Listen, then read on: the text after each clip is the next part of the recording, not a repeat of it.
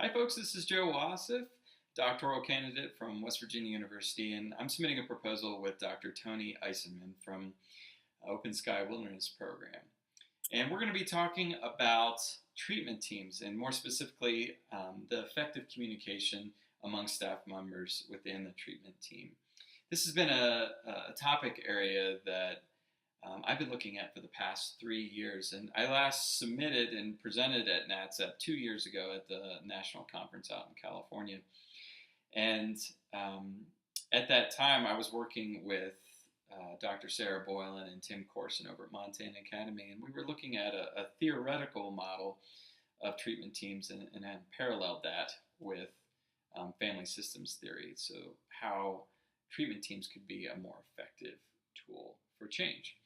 This presentation, however, the one Tony and I are working on, is more research-driven. There's hard data that we're going to be presenting on treatment teams and both the strengths as well as frustrations and miscommunications that frequently happen on treatment teams with the intentionality of improving training for everybody.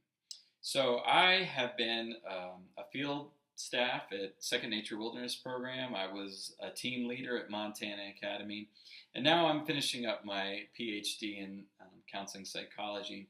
So I've been able to sit on both sides of the table of being direct care and clinical team, and have been readily aware of some of the miscommunications and frustrations and expectations that sometimes go awry from both sides of the table.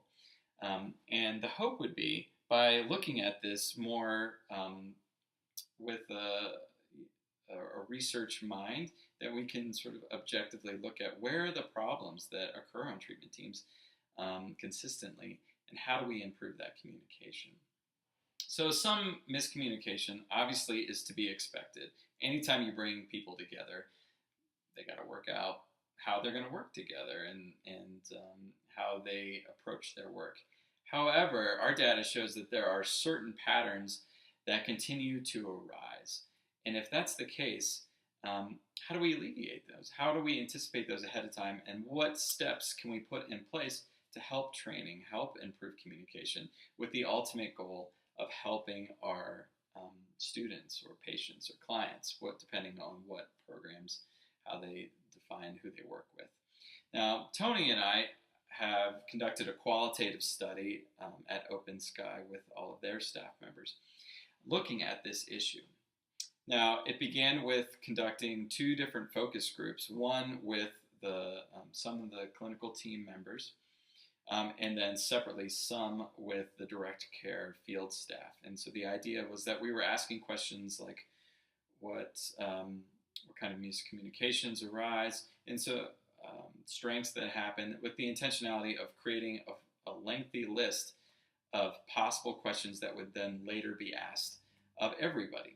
And so we whittled that down and then submitted those questions to all the field staff, all the clinicians, and got a written report back. We then analyzed all that data with a small group of other individuals to using grounded theory to then come up with an emergent theory of where these issues arise, and also the positive sides of things. So when are things going well?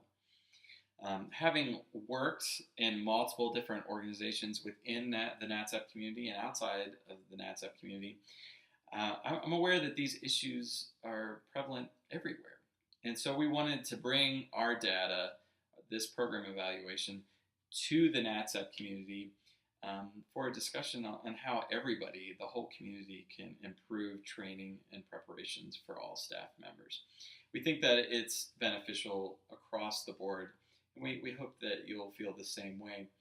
We really are looking forward to hearing back from you, and hope that you'll consider us for NATSAP 2015.